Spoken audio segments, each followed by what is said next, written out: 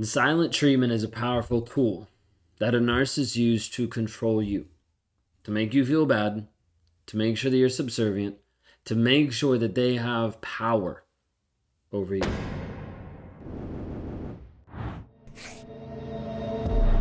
Are you tired of this? Are you ready to take back your power and start to move forward? Maybe you've been to the place where you've been subject to just the agonizing moment by moment silent treatment by a toxic person. Maybe you find yourself where you're frustrated and you feel powerless during the periods of there being silent treatment. You're like, I don't even know what I'm supposed to do. When we dive into this aspect of the silent treatment, I need you to know that the silent treatment produces a lot of things that in your life will seem crazy, will seem abusive, and will seem like you're hopeless. Might even seem like you're coming to the conclusion of like you might be the narcissist because of how you react when the silent treatment is happening. Let's explore that today because I want to open up some things for you to have you understand about the silent treatment and some of the pieces that come out of it and what your response can be to it. If you're new here, my name is Ben Taylor. I'm a self-aware narcissist on this channel to provide awareness about narcissistic abuse. I'm the founder of Raw Motivations and your guide in the 7-Day Challenge called Escape Toxicity. In the 7-Day Challenge, we focus on helping you understand narcissistic abuse, reactive abuse, the shame that comes with being with a narcissist, the fog that you're in, and help you move forward in your healing process.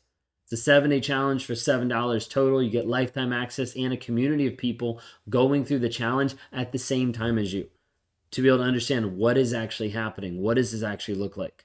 So check that out. Go to escapetoxicity.com or you can click the link in the bios. When we talk through this aspect of the silent treatment, just to give a baseline idea, is when the narcissist is in your life and giving you silence. Sometimes you'll have one-word answers, small responses. But the end piece is that person you had a connection with, and that person you had communication with, all of a sudden goes completely silent. Now, this might be silence after something that just happened. Maybe a big argument, maybe a fight, maybe something that you called them out on, maybe something that there was a shift in the argument and changed the direction. All of a sudden, he just shut down and went completely silent. Now, this silence that happens in a toxic relationship is not something that they're just silent for 5 minutes. This could be 5 days. This could be 5 weeks of interacting with a person that is in the same house as you, that you're going back and forth. You might even be eating together, and this person will not talk to you. Maybe you're getting small word answers, one-word answers. You okay? I'm fine. Maybe you're getting small things that are indicating that they're okay by their words, but not indicating that they're okay by their actions. This is the part where you start to doubt yourself. You're like, he keeps saying that he's okay. He keeps saying to leave him alone. He keeps saying that he's fine, but I can feel it. You can pick up on an energy with another person. You can pick up on an energy that this person is mad at you, that this person is pissed off at you, and you're left kind of scratching your head like, I don't know what is going on. I don't know why he's mad at me. I don't know what I did. You see, narcissists use silent treatment as control. It's a form of emotional abuse to be able to make sure that they have control over you. You see, when the other person is silent in the relationship, you start to doubt what has happened. You start to doubt calling them out.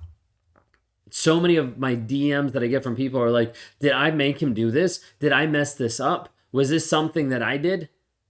Because people are thinking that if I hadn't called him out, he wouldn't be giving me the silent treatment. If I hadn't called him out, then this wouldn't have been happening. If I hadn't questioned about this, then this wouldn't be happening. If I hadn't seen his phone, then this wouldn't have been happening. And there's so many scenarios that people start to question themselves, thinking that they caused this, thinking that it's their fault. When you hold someone accountable and they get upset and give you the silent treatment, that is not on you. That is on them being out of integrity of who they actually said they were. That is him not showing up as a man and being honest in the relationship. When you hold someone accountable and they respond in a toxic and an abusive way, that is not on you, that is on them. But a toxic, narcissistic individual will make you feel like it is your fault. Every time my wife brought up me cheating, or the possibility of me cheating, because for a long time she didn't know. But she knew, because she had this intuition. She had these feelings. She had these ideas. I would always make her feel bad. Feel bad that she brought it up. I would pull away from her. I would gaslight her. I would make her feel like she was the problem. That she was bringing up something that was going to destroy the relationship. That she was bringing up something that it was all her fault that she even thought this. Narcissists use the silent treatment in the same way. To control over you. When a narcissist pulls back and withholds this emotional communication and this emotional connection and this communication between everything, it's the whole goal is to push you, to manipulate you, and to gain power over you. Majority of times when a narcissist is giving you a silent treatment, they're waiting for you to come back and grovel, to get on your knees and beg and say, I am sorry for what I did when you did nothing wrong. This makes you feel isolated, brings a lot of anxiety, brings a lot of insecurity, and leaves you desperate. This is the part you need to understand. Leaves you desperate for resolution. Desperate for validation from this person. That you guys are okay. That he's not going to leave. That it's going to be okay. That you're in a good standing. And oftentimes you're desperate for this resolution for something that the other person did. Not because you did something wrong, not because you yelled at this person, not because all these different things that the narcissist is going to blame you for. Probably won't even tell you what for. But you will be desperate for resolution because of what the other person did.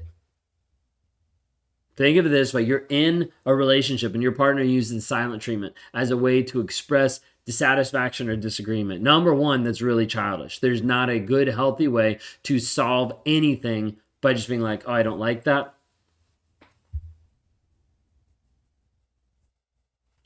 Without communication, you have no relationship.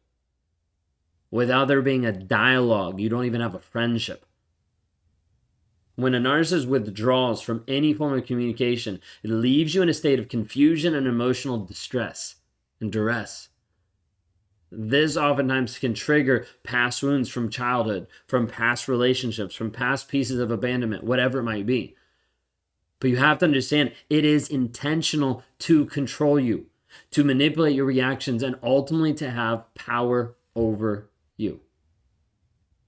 This whole piece of toxicity, this whole piece of narcissism, the whole piece of having the silent treatment is only to have control over you. So you need to make a decision. What's it going to be? What does it mean when the toxic person is giving you the silent treatment? To you, what does it mean? I give you two options today. Frustration or freedom? Which one is it for you? You see, when you're faced with a silent treatment, you have a choice whenever it comes up. You have a choice of how you're going to handle it, of how you're going to deal with it. Now, a lot of times it's going to be frustration, especially early on when you don't have a clue of what's going on. And that frustration is going to boil up and boil up and boil up. It's going to spill over onto the kids. It's going to spill over on kicking the dog. It's going to spill over out into the relationship where it becomes reactive abuse, where it looks to the rest of society that you're the one that's going crazy and you're responding and abusing and all these different things, but it's a reaction. It's a reaction to someone else having this psychological warfare against you of the person that you love and that you care about that is completely shut off from you. And you get to the place where you're so desperate that the desperation results in action that is completely uncharacteristic of who you normally are. Of wanting to scream and yell just to get a response, just to unlock that version that you used to have with that person, just to be able to touch on that person that was your best friend, that was interacting, to touch on that person that you had before you held them accountable. And it wells up inside you to a place where you finally just want to scream. Freedom or frustration? When you get frustrated, when you get anxious, you need to be able to understand you have an option of what needs to take place next, of what needs to happen in your life. You can see the silent treatment as the worst thing ever, which in the moment, if you're going through right now, 100% it is. It's what it feels like. And you start to question yourself, you lose your self-esteem, you lose your self-confidence, all those things happen. Or we can reframe it.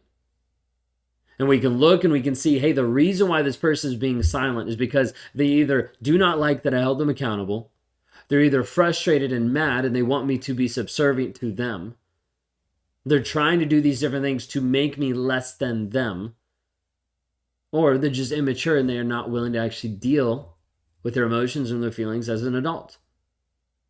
And in that case, you have a choice. You can get frustrated and you can get pissed off about the other person, or you can take a look and be like, hey, in this moment, I actually have freedom from this person because I'm not responsible for them. I'm not their mom. I'm not their parent. I'm not the person that's going to teach them or help them or fix them. I'm a person that's an adult in this relationship saying, hey, this relationship is about this. I actually want a relationship with this person. This person does not seem to care about that. So therefore, I'm going to work on me. This opportunity of the silent treatment gives you a perspective and an opportunity to view it as freedom. Freedom for you to work on you. Freedom apart from the abuse. Freedom apart from the toxicity. And then be like, what are you going to do today? How are you going to start developing who you are today? Maybe that's getting back out to the gym. Maybe that's starting to have a fitness routine. Maybe that's watching what you're putting inside your body. Maybe that's developing a relationship with God. Maybe that's diving into meditation. Maybe that's writing down in your journal. Maybe that's connecting with your friends again and not living in isolation. Maybe that's interacting with your family members in a different way. Maybe that's developing different aspects of your business that you've been working on for a while but putting on hold because of how you feel. Maybe that's starting to progress with the teams that you lead inside your companies. Like, all these things happen when you have capacity and you're no longer obsessed with trying to get a resolution from a toxic person that does not care about a resolution, only cares about control. So when you have this aspect of dealing with the silent treatment, what will you do? Frustration or freedom? You've got two choices of how you're going to respond and how you're going to deal with it. When you start to shift your mindset, it starts to empower you to reclaim your self-worth and to detach from the toxicity, to detach from the dynamics that have proved abusive past and present. And you can move into a place of confidence and certainty and clarity of you moving forward in your life, in your growth, regardless of what this other toxic person is going to do, that you're going to move forward in your healing, in your growth, in your change. If you want to start that process on your own, you can go to escapetoxicity.com. Start the 7-day challenge. If you're like, hey, I want to work with you one-on-one, we can talk if you'd be a good fit for our Thriver community, moving forward, helping you grow and thrive into the person that you're called to be. Go to www.rawmotivations.com. If you haven't already, like, subscribe, rate, review. If you're listening to the podcast, thanks so much. If you guys are new, love to be able to have you just join us and see what we're about. Watching the videos, sharing the content so that other people can know what they're dealing with. You might have a friend that's dealing with the silent treatment right now, that your share, your words might help liberate someone who's struggling in toxicity.